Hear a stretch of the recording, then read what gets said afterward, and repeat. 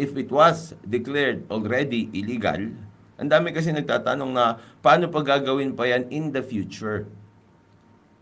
This decision will become a precedence.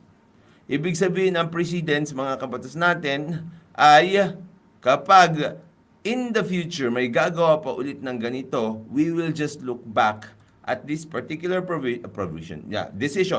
particular decision of the Supreme Court, at automatic malalaman na natin, okay, malalaman na natin na illegal yang ginagawa nila na ganyan. Ano ba yung keyword dito, mga kabatas natin? It's the illegality of the things that transpired. Illegality ng pag-transfer. If you did something that is illegal, you should suffer the consequences of your actions.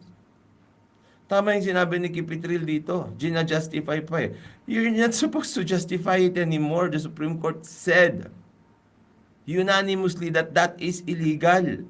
Dalawa lang naman pagpipiliin mo dyan eh. Legal o illegal. Pag gumawa ka ng legal, dapat hindi na pinigilan yan at hindi na pinapabalik yan. Restitution yung pagpapabalik na yan.